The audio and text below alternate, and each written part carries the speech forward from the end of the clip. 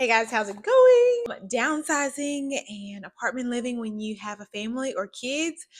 Let's talk about it. So, the last time I lived in an apartment, I was in my early 20s, and that was like almost 10 years ago.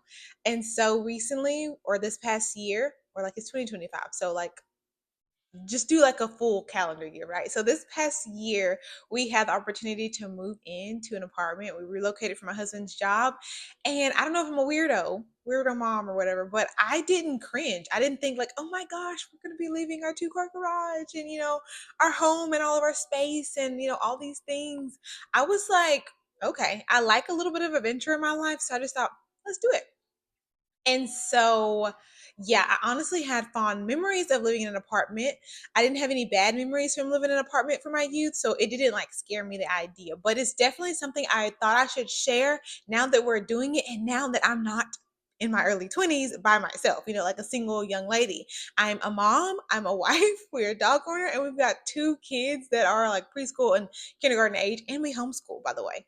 So, just some things to think about. Like, I've got some pros and some cons I want to talk about, and then just things to think about. Yes, where should we start? Just get right to it. Oh, okay, they're over there. I made a list too because sometimes I can get real scatterbrained. So, things to consider, or like things that I'm just gonna throw in there. It's totally doable. You can do it. For us, so we went from like a 4-bedroom, 2-bathroom home, a 2-car garage, which honestly was probably more like 5 or 6 bedrooms, just because we had like 2 dining rooms, and then we had a spare room and a large living room and a backyard and all those things. So we went from that to now we're in a 2-bedroom, 2-bathroom apartment. So, um, what I will say about that is the apartment, though, even though it's 2 beds, 2 bath, which sounds a lot smaller than where we came from, it's, I think, right, it's like over 1,000 square feet and maybe 1,100. So it's not really bad. It's laid out really good. So when you think about square feet, wherever you're moving, wherever you're downsizing to, I think if you've got 1,000 square feet and probably even less, then it's probably still doable. Give you some background on like where we came from and like, why I think it's doable. I think we had a pretty good amount of space before, and I think we're definitely in a smaller space now, but it's still working. And this is why.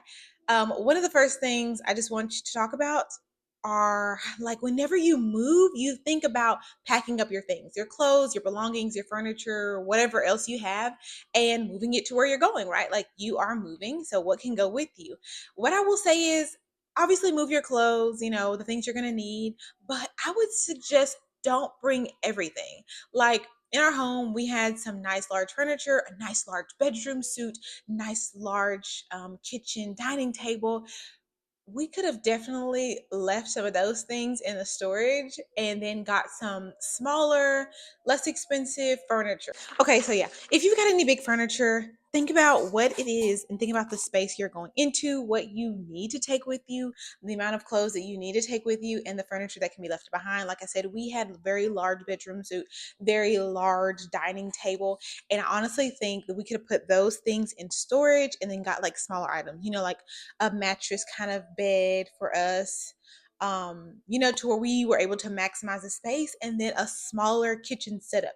Our kitchen, like we still have a lot of space, but we could have used it better had I been thinking, and like I guess had we had enough time. So if you can prep, then that's also going to be helpful. So if we could have just gotten really nice bar stools, because we got a huge island and just not even probably got a dining room table, that probably would have worked best because we would have had a designated just empty area, and it would have made it feel like more space. So that's something to consider. If you don't have to bring it, you really don't have to bring it. You can honestly move in with what you need, maybe a couch, and then think about what you need like after, if that makes any sense. Another thing I'll say is embrace your journey. Life is short, it's long and it's short, but like embrace your journey. It's not going to be forever. There's different phases of your life. Like make the most of it, live in it, and just make it light if you can. It was already kind of light for me because like I said, I kind of like a little bit of adventure. Another thing is, I don't know about you, but where we came from in our home, like it's a home. So in a home, I feel like you're constantly, especially in today's day and age, constantly doing something. You got projects going on. You want to repaint this room. You want to, storage organize. You want to redo your landscaping, your lawn. There are so many projects, and honestly, I'm a project queen, and I will admit sometimes I will start a project. think about another project, get started on that one and not finish this one, going back to it, whatever. And so there is this simplicity that comes with apartment living to where you're not doing that. You're not worried about the landscape. You're not going to paint any of the rooms and, all that. So there is just a different, you're just living. When you're in an apartment, I feel like you're focused and not just living, because that might sound kind of weird, not just living, but you're not focused on the structure. You're focused on your life, your kids, your family, whomever you are, and like what you are doing. You're not worried about the other things like maintenance and lawn care and constantly upgrading and changing a space. You are existing in that space and like what you're doing. I don't know if that makes kind of any sense, but it kind of made it a lot more simpler in my mind. Just go right into the cons. They're really not bad because the way I look at it is embrace your journey. Like you only live once, life is short, yada, yada, yada. Okay, so one of the things I will talk about is, and this is important, not that you shouldn't do it, and it definitely is doable, but it's good to have those cons and things in mind first, and you can work out the rest. It just kind of helps you to prepare. That's why I'm going to start with the cons. I don't know. But safe space. So, coming from a home, like I said, we had a backyard. We have a garage. So if there's a rainy day and I need to kind of like let the garage up, obviously, so it's ventilated, but I can block off the front of it. They've got like the little safety tape or those like temporary fences and stuff. Well, especially with my smaller, when they were a lot smaller, you can kind of like block the, I guess, the entrance of your garage off, but the garage door is up, to where you're doing like an outdoor, indoor living kind of thing. They can be loud or run around, or you can work on paint, products in your garage or messy Play-Doh, stuff like that. So there's that space. And then you have a backyard to where you can honestly just open the door. It's fenced off really well. We have two dogs, two large breed dogs, so there's just that safe space to where, for the most part, today and age is still a little bit, different. You have to still be mindful of like where your kids are, even where you are. But anyways, there's that safe space when it's your home.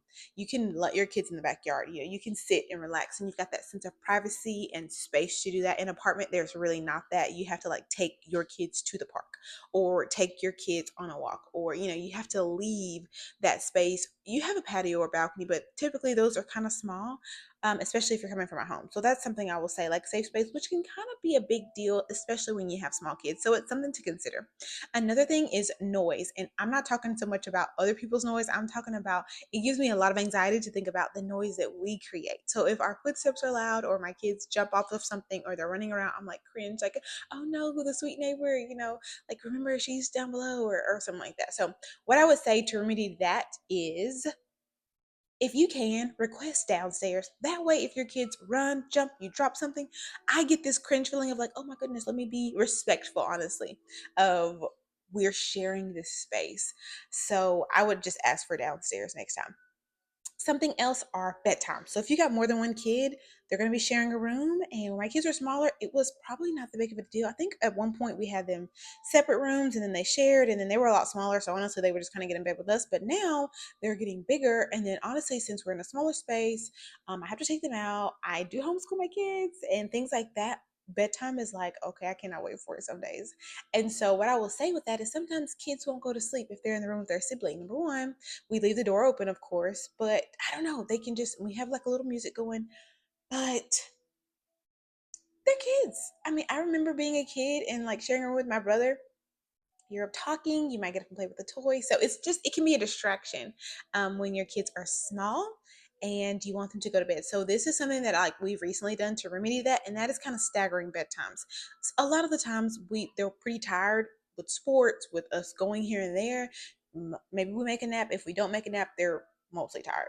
But if we do have naps and stuff like that and the day's kind of breezy, then they might not be as tired. So to remedy that, my clip on fell off. Hold on. We've tried to do this new thing where we stagger bedtimes, and what that looks like is a lot of times we'll start our kids out with like a bath, they'll have a little playtime, they'll clean up, and then we'll put them to bed.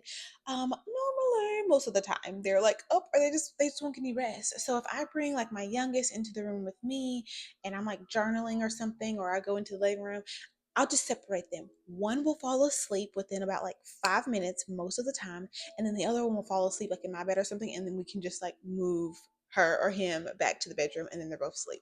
That's what's worked for us like lately. Maybe that's just the stage they're in. Maybe, when sports and things like that ramp up a little bit more this spring and summer, they'll be more tired and there will be any need to separate them so they can get the rest that they need and the rest that I need. So as far as cons, oh, another thing, like I said, we have dogs. So walking your dogs.